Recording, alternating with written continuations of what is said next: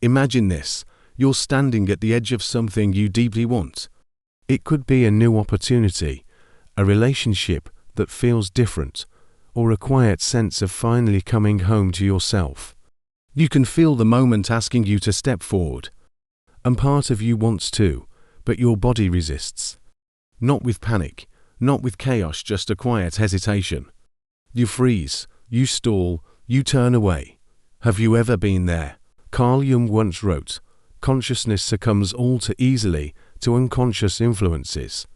In other words, the part of you that makes decisions, the conscious mind, is often guided by what lies beneath it, your unconscious. The unconscious is not just a storage space for forgotten memories.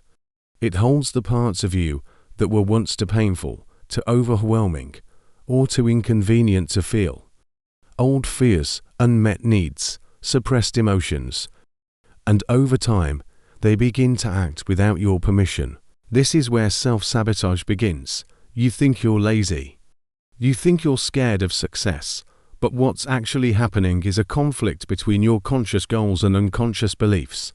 Psychologically, this is what Jung called the shadow, the part of the psyche that contains everything we've rejected, denied, or repressed about ourselves. Not just our anger or jealousy, but our vulnerability, our longing, our need for connection. Even joy can end up in the shadow if once, long ago, it wasn't safe to feel it. So when you find yourself stepping back from something you truly want, it may not be because you don't deserve it.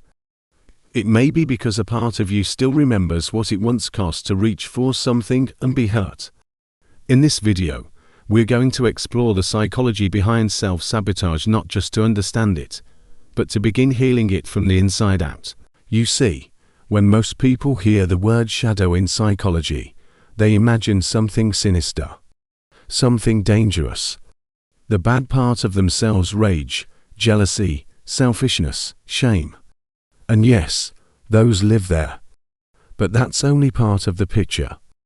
Because in Jungian psychology, the shadow doesn't just hold your darkness. It also holds your light.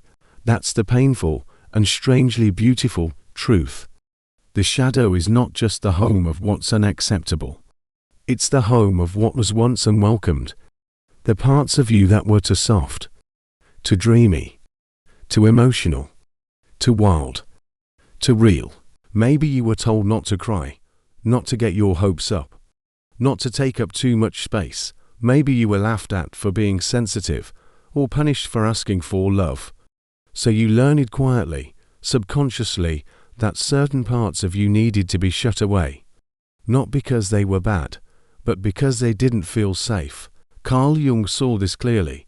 Unlike Freud, who focused largely on repressed drives, particularly sexual and aggressive impulses, Jung expanded the psychological lens. He believed we also repress our highest potential. He wrote, "The shadow is not only the darker aspects of the personality, but also undeveloped and neglected potentials." Even Alfred Adler, another key figure in depth psychology, emphasized that our early need for belonging could shape what we hide. When our natural desires are met with rejection, we don't erase them. We internalize the pain and bury the need. And Carl Rogers, in humanistic psychology, called this conditions of worth. We learn to show only the traits that bring love or approval and suppress the rest. But the cost of this adaptation, wholeness. Let me ask you, have you ever felt yourself hold back joy, even when life was going well, just in case it didn't last? Have you ever softened your voice, dimmed your excitement, or shrunk your dreams so others wouldn't feel uncomfortable? Those parts of you didn't disappear. They're still alive in the shadow. And in psychology, repression doesn't mean deletion. It means delay. Delay until those parts find another way out through sabotage, resistance, or anxiety that seems to come from nowhere. You think you're procrastinating, but maybe a part of you fears that success will bring isolation. You think you're afraid of failure, but maybe what you truly fear is being seen fully. The shadow isn't here to destroy you. It's the psychological keeper of your exiled self. The version of you that still remembers how to feel, how to hope, how to trust. When parts of you are left behind, they don't stay silent, they steal your energy. Let's go deeper. When you reject a part of yourself, maybe because it felt too vulnerable, too inconvenient, or too unsafe, what actually happens inside you? In psychology, especially through Jung's lens, this isn't just emotional suppression, it's psychic fragmentation. That part of you doesn't disappear, it splits off, like a small version of you trapped in time, still holding the same fear, still carrying the same unmet need. These inner parts, these mini-personalities live in what Jung called the shadow. And though they're out of sight, they are never truly inactive. They observe, they wait. And when they feel you getting too close to something, they fear, they intervene. Have you ever felt completely drained, not from doing too much, but from resisting something you deeply want? Like every step forward costs you double the energy it should. That's not just mental exhaustion. That's a psychic tug of war, one part of you striving forward, another anchoring you in what once felt safer. This is the cost of living in pieces. You move forward on the outside, but inside, you're fractured. And that fracture creates inner resistance that slows everything down. You might feel it as procrastination, as doubt, as a sudden, strange apathy toward things you once felt passionate about. But beneath it all is an inner part of you whispering, if you go too far, you'll forget me forever. Can you relate to that? Think about a time you were finally gaining momentum, a new job, a creative project, a relationship that felt meaningful. But just before it took off, something shifted. You pulled away. You stopped showing up. You told yourself you were tired, distracted, overwhelmed, and maybe you were. But what if that exhaustion came from a part of your soul fighting to not be left behind? This isn't weakness.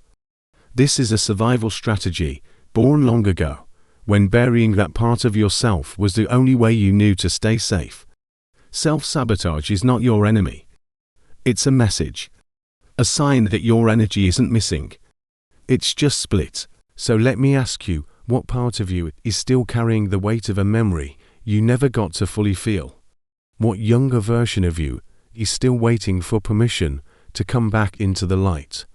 True healing begins not with force, but with invitation.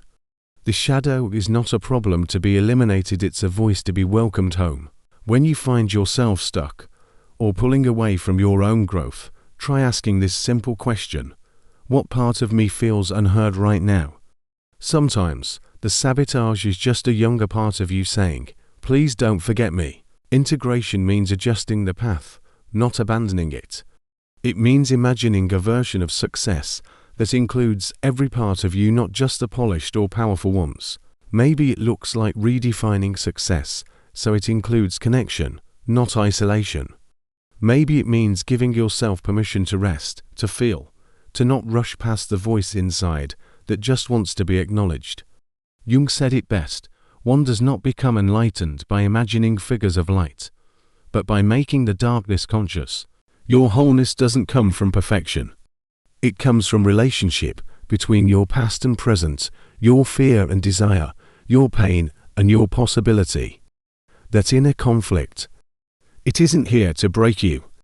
It's the part of your soul asking to be brought back into belonging. This is not the end of the work, it's the beginning of remembering. And as we close, let's return to where healing truly begins. The end is a beginning. Healing doesn't begin in the light. It begins the moment you stop running from the dark. Not with grand breakthroughs or perfect clarity, but with something far more intimate. The willingness to sit with yourself fully, to pause, to feel the tremble in your chest you've always tried to silence. To listen not to your goals or your plans, but to the voice beneath them, the one that was quieted long ago. Maybe you won't understand it right away. Maybe it will come as a heaviness, a sigh, a memory, a name you haven't spoken in years. But that's where it starts, because healing is not about fixing what's broken. It's about remembering what was buried. And remembering takes time. It takes compassion. And most of all, It takes the courage to look inward, even when what you find isn't easy to hold.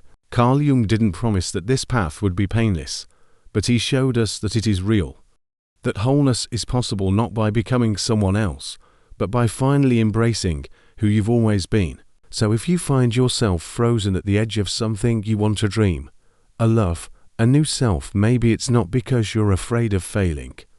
Maybe it's because a part of you waiting for your hand to reach back and say, I haven't forgotten you. This is how the healing begins, not by stepping into the light, but by making the darkness conscious and calling it home. Thank you for being here.